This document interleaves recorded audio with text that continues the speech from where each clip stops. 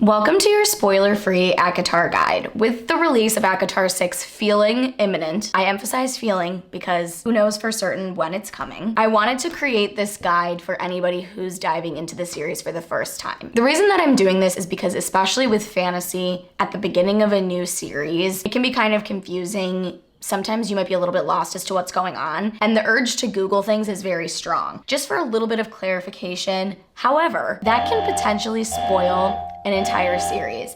It's happened to me and I don't want it to happen to you. So that's why I'm creating these spoiler-free series. In this video, I'm going to be covering just the first ACOTAR book, A Court of Thorns and Roses. I do also have a blog post about this if you are more of like a visual person or you want to come back to things and just read certain sections. I'll link my blog post in the description, and I will also timestamp this video. So if you're looking for something specific, you can look through the timestamps. Okay, enough blabbing. Let's begin. I have my notes here, so I might be looking back and forth just to make sure I don't miss anything. Let's start with my favorite place to start when it comes to world building, and that is geography. Most of the first book of ACOTAR takes place on one continent, and at the beginning of the story, we're introduced to the human realm, which lies south of a magical wall, which divides the human realm from the fairy realm, which is known as Prythian. Prythian is divided into 7 territories known as courts, and each of those courts is ruled by a high lord. There are very few, if any, humans that live in Prythian, so it really is divided. Humans live south of the wall, fairies live north of the wall. To the west of the continent that Prythian is on, there is another fairy realm called Hybern, which is ruled by a very wicked and evil king. To the east of the human realm is the continent ruled by 6 human queens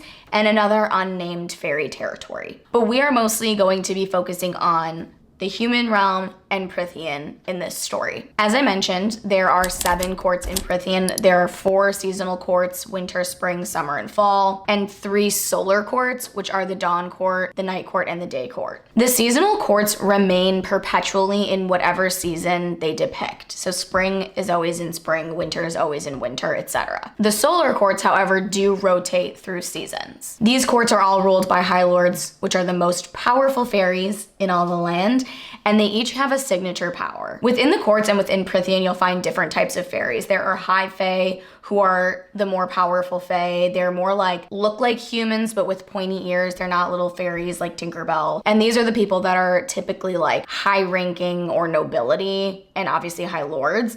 And then there are other lesser fairies, which can be sort of these like woodland creatures. They can be, you know, fairies that just don't have as much power. But when you think of a high fae, think of somebody that looks like just a really, really hot person with pointy ears, like the elves from Lord of the Rings. As you can imagine, there is a lot of politics going on within these 7 courts. Regardless of what having a high lord alludes to, there is no high king. The high lords are the rulers of Prythian as a whole. They each rule over their territories, but then will obviously occasionally come together to make decisions for Prythian as a whole. There is a small spoiler in this section if you have not read chapter 14 yet, so that's a little spoiler warning for you, but I'm gonna go through each of the high lords, their courts, and their signature powers now. Starting with the seasonal courts, we have Tarkin, who is the high lord of the summer court, and he has control of water. Baron is the High Lord of the Autumn Court. He has control over fire. Callias is the High Lord of the Winter Court. He controls ice.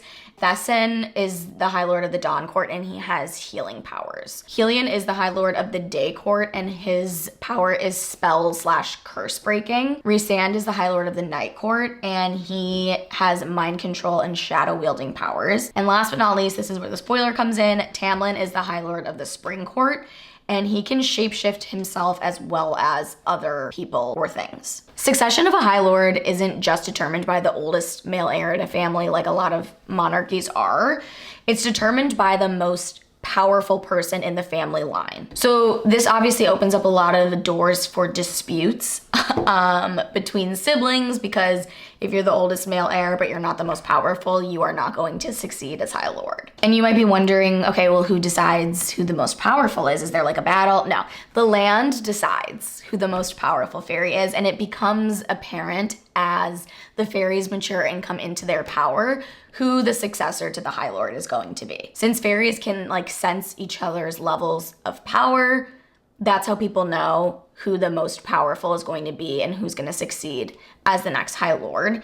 And it happens instantaneously. The second one High Lord dies, the next most powerful person in line is automatically turned into the High Lord, regardless if they want it or not. All the High Lords not only have a signature power, but they all have a beast form that they can shift into, which is a power that only High Lords possess. Now let's discuss sort of the history of Prythian and how humans and fairies get along in this world. So we know that they're separated by this magical wall. And that's because fairies used to rule over humans and keep them sort of like slaves until a war broke out and a treaty was signed and the wall was built. Humans are extremely distrusting of the Fae, obviously because of their history with them. And most humans believe fairies to just be these like evil, terrible monsters who will like eat them or enslave them given any chance. At the beginning of ACOTAR, we learned that instances of fairies crossing the wall into the human realm are becoming a little bit more frequent, and that is really scaring a lot of the humans. Magic works differently across all of the Sarah J. Maas universes. In the ACOTAR world, the magic comes from the land itself. One of the main issues in the fairy realm in ACOTAR is that there is a blight on the land, and as readers, we don't know what that is, but it's causing even the most powerful fairies to like have all of their powers drained. And they're not able to replenish as much because there is this issue happening with the land. So it's not producing as much magic. A notable fae power that's mentioned in ACOTAR is called glamoring. And I know that sounds like, you know, the Kardashians sitting in a chair and getting glam, but it's actually fae magic that uses illusions to sort of trick humans and other fairies. As I mentioned, the magic in this universe comes from the land, and one of the ways that it's imbued into a High Lord is through this ritual called Calanmai. This is a ceremony also known as Fire Night, and it's where, you know, giant bonfires are lit and rituals that are performed helps regenerate the land and the magic for the year ahead. So this is something that happens every year. There is something called a Great Rite that happens to each of the 7 High Lords every year, which is essentially a coupling of a High Lord with somebody else. And this somebody else indeed does have to be a maiden. And somehow this coupling of a High Lord and a maiden is what regenerates the magic every year. Another very important aspect of the ACOTAR universe and the fairy magic is the Cauldron. I highly encourage you not to Google anything about the Cauldron because there are a lot of things that happen with the Cauldron in subsequent books that you probably don't want to know about yet. But essentially the Cauldron is like the creator of fairy life and of magic in this world. So they kind of refer to it as a sort of god. If you think of like the Big Bang Theory or like whatever you believe in, the theory of creation, like that, except for everything came out of a cauldron. Something that's a sort of common theme across a lot of fantasy is this idea of fated mates, where like you have a person that you are fated to be with, like a soulmate, but stronger. And in ACOTAR, a mate is described as a match in every way. Doesn't necessarily mean that you love the person that you're mates with, but there is some reason that the land has matched the two of you. Finding a mate is very rare because it is a magical bond, and most people don't end up finding a mate and will just choose to marry for love instead. And like I mentioned, some people do find their mate and marry them even if they aren't necessarily in love with them. The mating bond can be detected either right away or over time depending on the people involved. But it's not necessarily known in the first ACOTAR book if fairies can mate with other species or if they can only mate with fairies. And that's something that is discovered and learned about over time. So again, something I would not recommend Googling.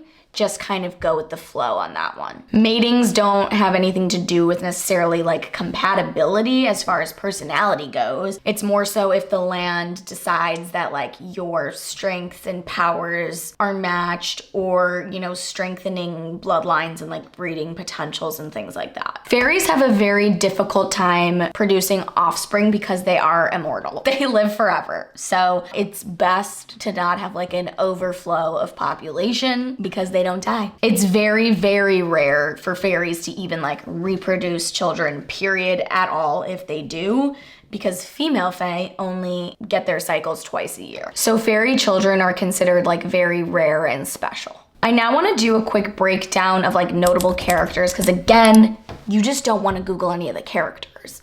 A lot of times with fantasy, you might know a character as one thing, but they have a different identity. A character you thought might be dead, you Google and surprise, they're alive, or vice versa. A character that's like very much alive while you're reading it is no longer alive. So here's kind of a little breakdown of notable characters. I don't suggest Googling any others. Farah is our main character. She's 19 years old. She's from the human realm. Her sisters are Nesta and Elaine. They have a father and their mother is dead. That's all you need to know. Their father was a merchant who fell upon hard times. Their family is now poor. That's all you need to know for now, okay? Tamlin, as we mentioned, is the High Lord of the Spring Court. Lucian is his right-hand man, his most trusted advisor. Lucian is from the Autumn Court. Again, don't recommend Googling Lucian. That's all I'm gonna say about that. Alice is Farah's handmaiden, her lady's maid, and she is sort of like one of the fairies that's technically a lesser fae, and she's sort of what I would imagine Groot when he is small. Is that actually what she looks like? I don't know. But some sort of woodland tree fairy, okay? The Boggy is also a lesser fae creature. The appearance of a Boggy is unknown, since it only manifests itself once you look at it and then you die. So, Suriels are creatures that are bound to answer any question truthfully if you can catch them. They cannot lie. So if you ask them a question point blank period, they gotta tell you the truth. An ACOTAR is this kind of evil, scary creature with large leathery wings, clawed hands, and sharp silver fangs. It's just creepy, it's scary, kind of like a murderous bat, I think. And Amarantha is a general of the King of Hybern. And those are really the main players in the first book, and some creatures that you might be like, what is that? And have an urge to Google, but again, even something seemingly innocuous, like what's a bogey, you might run into things that you don't want to run into. So hopefully this helped. The first book is really kind of just a peek behind the curtain of the entire ACOTAR universe. So that's all I'm going to share now in order to keep it spoiler free. But the world does continue to get larger, new territories, new areas are expanded and talked about and explored. So the series does just continue to get better and better because of that. And I would love to hear your thoughts if you are just starting out on this journey, what you think of ACOTAR and the series in general. I would love for the comments to remain spoiler free. Obviously, feel free to ask questions in the comments and I'll try to answer them. But please, if you're an advanced ACOTAR reader, don't spoil anything for anybody else in the comments. Thank you guys so much for watching. Please subscribe, give this video a thumbs up, and I'll see you in my next video. Bye.